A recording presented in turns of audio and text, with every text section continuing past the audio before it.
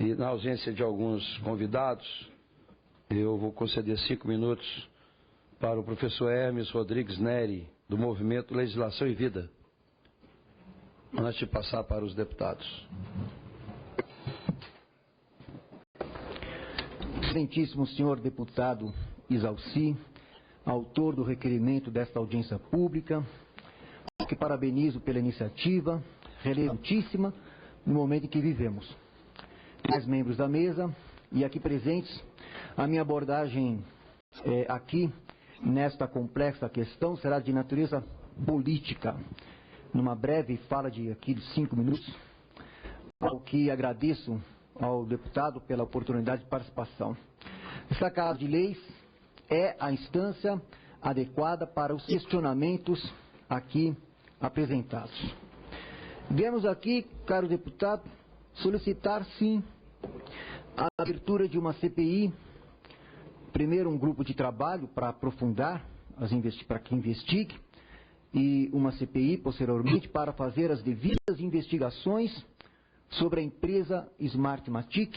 Aliás, eu queria perguntar ao nobre deputado se confirma a ausência do representante do TSE e da empresa aqui nesta audiência pública. Os demais membros não são representantes. Então, a gente realmente lamenta que não estejam aqui presentes representantes do TSE e representantes da empresa Smartmatic nesta importante audiência pública. Caro deputado, são muitos os questionamentos, inclusive fora do país, e se as respostas não forem devidamente esclarecidas, o que está em jogo em meio a tudo isso é a nossa democracia e a própria soberania nacional. Ainda no final do dia 26 de outubro, com o término da votação do segundo turno presidencial, e à espera de 3 horas, em que apenas alguns técnicos do TSE tiveram o privilégio de operacionalizar a apuração secreta. A indignação da população, inicialmente pelas redes sociais, tomou conta das ruas, onde ocorreram várias manifestações nas semanas seguintes, cujas reivindicações expusemos no Manifesto pela Democracia, entre as reivindicações, o pedido de auditoria das urnas eletrônicas, especialmente do envolvimento da empresa Smartmatic com o TSE. Cabe lembrar que o voto é secreto, não a apuração. São vários os questionamentos feitos à referida empresa. Há informações de que está sendo investigado nos Estados Unidos, nas Filipinas e em outros países que merecem sim serem aclarados, com uma investigação séria, pois o próprio ministro do STF, Gilmar Mendes, disse que sim, devemos dar a devida atenção a esses questionamentos feitos, cujos indícios de fraudes pipocaram por toda parte. E, como bem dissemos no manifesto, a própria apuração secreta no TSE, por si só, já é uma fraude, né? Invalidando a lisura e a transparência das eleições, independentemente de fraudes pontuais que a tenham acompanhado.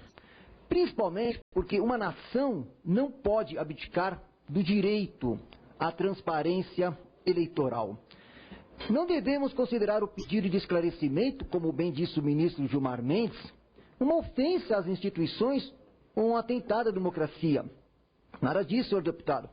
Devemos estar preparados para prestar essas informações, até porque estamos a falar de algo elementar, qual seja, da legitimação democrática. E aqui, como cidadão brasileiro, representando o Movimento Legislação e Vida, requeiro a esta Casa Legislativa que proceda dentro da constitucionalidade para que esse tema seja objeto, sim, de discussão, pois quis o STF, com a DI 4543, refutar de vez esse direito, por exemplo, o direito do leitor ao voto impresso. Cabe lembrar que a falta de uma comprovação física do voto e a possibilidade de falhas nas urnas eletrônicas, além de fraudes, foram problemas apontados por especialistas em segurança digital, ouvidos em audiência pública, promovida em 2013 pela Comissão de Ciência, Tecnologia, Inovação, Comunicação e Informática do Senado. Por isso, pleiteamos, sim, também o direito ao voto impresso, para que a lisura e a transparência do pleito seja realmente efetiva e que cessem de vez as suspeitas que hoje pairam no ar. Por isso, o pedido de uma CPI se justifica, evidentemente, no início da próxima legislatura, cuja farta documentação a respeito deixamos a Vossa Excelência para a acurada análise. Agora eu quero ainda, nos 2 minutos que me faltam, tratar de uma outra questão que apenas vamos indicar a título de registro, que merece reflexão. O fato é que nos chegam informações, caro deputado, por exemplo, como a do engenheiro Christopher Belo Ruiz, de que a empresa Smartmatic, diz ele, utiliza uma rede conectada a Cuba para manipular, por exemplo, as eleições em 2013 na Venezuela. Inclusive a empresa tem estabelecimento lá também. E o próprio general venezuelano, Carlos Júlio Peñalosa, que foi comandante-geral do Exército da Venezuela, autor do livro O Império de Fidel, e que fala sobre as ingerências dos Castros na Venezuela, como utilizou a arma cibernética para seu próprio propósito de expansão de seu projeto de poder totalitário em toda a América Latina. Em artigo publicado no jornal Mídia Sem Máscara, conta que a Smartmatic, essa que o TSE contratou para operacionalizar o pleito de 2014, diz o general venezuelano Peñalosa, que a Smartmatic, fundada por 4 inteligentes engenheiros venezuelanos recém-graduados, é uma espécie, segundo ele, de cavalo de Troia, diz ele, desenhado pelo G2 cubano para controlar as eleições venezuelanas, cujo objetivo é perpetuar um governo comunista por trás de uma máscara democrática na Venezuela. Sei que não vou ter tempo, caro deputado, para detalhar essa questão, mas está aqui toda a documentação. Peço apenas atenção rapidamente aqui para o que ele diz a respeito do Procer. Isso tem a ver conosco. Ele conta que há um plano de controle eleitoral revolucionário, Procer, que é a primeira aplicação cibernética do Projeto Futuro. O nome do projeto, Projeto Futuro de Fidel Castro. Formulado como parte da estratégia a utilizar um cenário internacional que Castro chamou de a Batalha das Ideias. O objetivo é construir o que eles chamam a pátria grande socialista, dirigida vitaliciamente por Fidel e seus sucessores mediante o controle das mentes nos países dominados.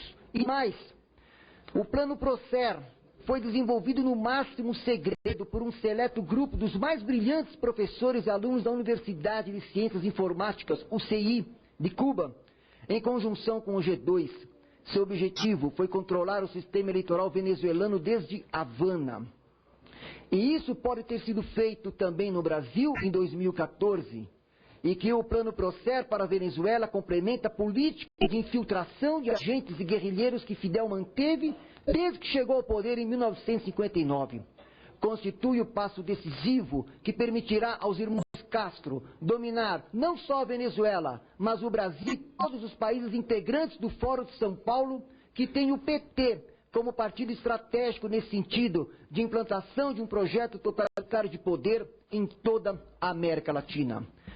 Conta ainda, para encerrar, caro deputado, o general, que aqui falamos, que a arma cibernética tem como objetivo a penetração dos sistemas informáticos de alguns países vizinhos através de seus sistemas de comunicações. Essa estratégia permitiria obter informação classificada e eventualmente controlar os países escolhidos em conjunção com os agentes cubanos infiltrados em seu seio e seus colaboradores. Depois do colapso soviético, essa ideia permaneceu congelada por longo tempo, por falta de recursos, mas a chegada de Chávez ao poder em 99 permitiu a Fidel contar com o financiamento adequado para desenvolvê-la e, naquela ocasião, portanto, o Procer estava pronto. Para concluir, esse ponto que nós estamos trazendo aqui, para executar o plano Procer, entrou em cena a Smartmatic. E o general narra em detalhes como tudo isso aconteceu. E que o meu tempo é exíguo nesse momento, mas que eu gostaria de deixar aqui registrado que requer esta Casa Legislativa tomar conhecimento dessas ligações e averiguar tudo isso, inclusive para realmente esclarecer tudo isso Pois, caro deputado Isalci e todos aqui presentes, o que está em jogo, em meio a tudo isso, é a nossa democracia e a própria soberania nacional. Tenho, como disse, aqui farta documentação que deixarei ao deputado Isalci, sugerindo, deputado, que se forme um grupo de trabalho para o aprofundamento dessa questão e até mesmo, como disse no início, uma CPI para investigar no começo da próxima legislatura a fundo essa relevante questão pelo bem do Brasil. Que a Casa tenha coragem de iniciar a verdadeira reforma política com a alteração da legislação eleitoral, instituindo o voto impresso. Muito obrigado pela oportunidade de participar desta audiência pública. Bem, agradeço ao professor Hermes e, como autor do requerimento, eu quero primeiro registrar, a audiência pública sem o contraponto fica muito difícil. Eu acho que, independente dos técnicos do Tribunal Superior Eleitoral estarem ausentes, com compromisso do TSE, acho que alguém poderia ter substituído, para fazer o contraponto, bem como a empresa e outros que foram convidados. Mas eu quero rapidamente